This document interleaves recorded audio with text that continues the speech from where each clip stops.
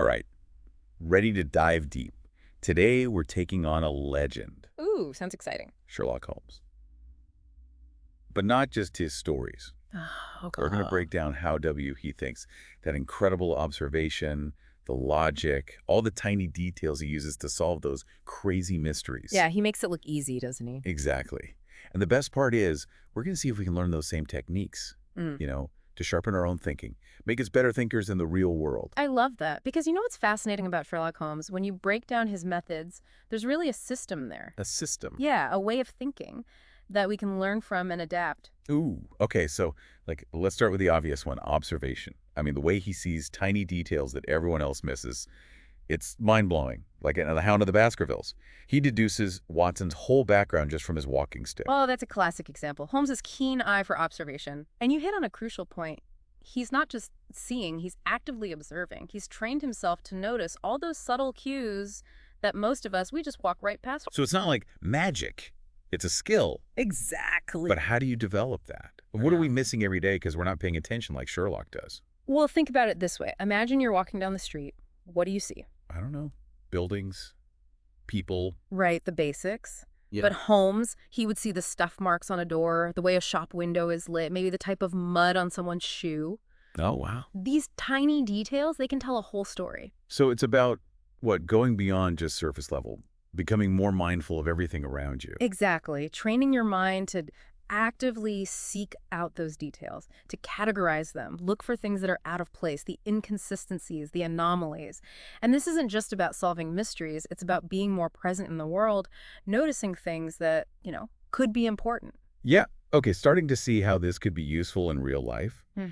But observation's just one piece, right? What about the logic? Holmes always seems to know the answer before everyone else. Well, he has that famous line, when you have eliminated the impossible, whatever remains, however improbable, must be the truth. Ooh, yeah. And that highlights his use of deductive reasoning. So he's eliminating possibilities based only on the evidence until he's left with just one logical conclusion. Sounds straightforward when you put it like that, but do you have an example from the stories?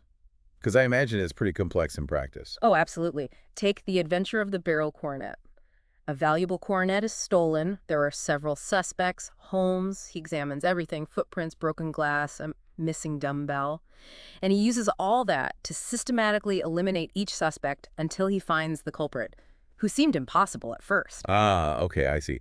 So it's like solving a puzzle, but instead of shapes, it's facts and deductions to get the full picture. Yes. So he's not just brilliant, he's being systematic. Exactly. And that's the key takeaway. Logical reasoning, it's not about being a genius. It's about having a process. You break down the problem into smaller parts, look at the evidence objectively, and eliminate possibilities based on those facts, not assumptions. Okay, that makes sense. So observation, logic. What's the third piece of the Sherlock Holmes puzzle then? It's attention to detail. Holmes, he always goes on about how important those little things are, so they can unlock even the most complex cases. Oh, you know what? That reminds me of, wasn't there something in The Hound of the Baskervilles? The dog that didn't bark? Yes, exactly. It seems so small, but it ends up being like the key clue. Most people will be focused on the hound itself, right? But Holmes noticed something was missing, the bark. That's what you'd expect, and it led him to, deduce that whoever did it, the dog knew them. That's amazing. A detail that seems totally irrelevant can actually be the missing piece. But how do you train yourself to notice those things? It's so easy to get overwhelmed by, everything. It's about being intentional. Don't just look, actively scan your environment, break it down into smaller sections, and look for anything that seems off, unusual, something you wouldn't expect. So like if I'm at a coffee shop, don't just stare at the menu. Pay attention to the baristas, the music, the whole vibe. Yes. You're thinking like a detective already. And this mindful observation, it's not just for crimes, right? It makes you more aware of your surroundings, period. Spotting potential dangers, picking up on social cues, or even just appreciating the little beautiful things you might otherwise miss. That's really cool. But let's be real. In the real world, it's not as easy as it seems in the stories, is it? Holmes is fictional. And the situations he's in, it's like they're made for him to solve them. You're absolutely right. Real life is messy. We don't always have all the information. And people, they don't always do what you expect. Right. So how do we actually use Holmesian deduction in our lives then? Is it even possible? The goal isn't to be Sherlock Holmes. It's more about taking on his mindset. how he approaches problems. Okay, Think of it like adding tools to your mental toolkit. I like that. The tools of observation, logic, and attention to detail. And these tools can help you in any situation where you have to analyze information, make decisions, or even just understand the world around you better. That makes sense. It's not like you're going to solve a murder every day. Yeah. But you are making decisions, trying to think critically, be more aware. Exactly.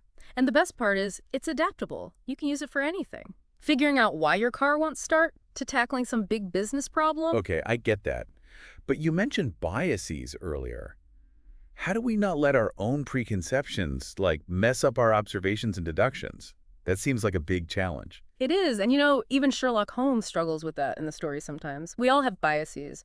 First step is just admitting that Isn't it? once you're aware of your tendencies, you can start to fight back. Like, do you jump to conclusions, focus on only certain types of evidence, or make assumptions based on, well, how people look? Ooh, yeah, guilty of that sometime. Right, so it's being more self-aware, more critical of your own thoughts. And it helps to get different perspectives, too. Talk to people with different backgrounds, read different sources, challenge your own assumptions, try to think of other explanations. So it's not just being observant and logical, but open-minded too. Yes. It's embracing critical thinking, questioning, evaluating, and refining what you think you know about the world. That skill, it's more valuable than ever these days. This has been a real eye-opener. I never thought of Sherlock Holmes as anything more than a character. But his way of thinking, it can be really powerful in the real world. And it's for everyone. You don't need the hat and magnifying glass. Right. Just be curious and willing to practice those skills. Fascinating. But does technology kind of make all this obsolete? We have so much info at our fingertips now. Do we even need Sherlock Holmes anymore? That's a question I think about a lot, actually. It's true, we have amazing tools now, forensics, data analysis, even AI. But does that mean someone like Holmes, with his sharp mind, isn't needed? I'd say it's the opposite. Oh, how so? I'd think technology would make all that close observation almost unnecessary, like a shortcut. Well, technology can give you answers, but it's our minds that have to know the right questions to ask in the first place. Okay. Think about it. We are drowning in information these days. News, social media, research. It's easy to just get lost. So you're saying with all that, the ability to filter it all out, analyze, figure out what's true, that's where those Sherlockian skills become even more important. Exactly. Holmes's methods, that emphasis on thinking critically, deduction, recognizing patterns, those are how we make sense of it all. Tech gives us data, but it's our minds that understand it. Interesting points. Like, instead of a magnifying glass, now we need a mental one to sift through the noise. Right. And don't forget the human element. Technology can analyze data, but it can't truly understand people. Motivation, emotions, all the subtleties. That's where Holmes is brilliant, observation and intuition. Makes me think of that case. He figures out the suspect is guilty not from evidence, but how they react to a question.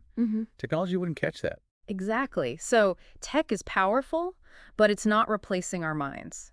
In fact, what Sherlock Holmes is all about, critical thinking, that attention to detail, those are essential for anyone who wants to understand this crazy world we live in.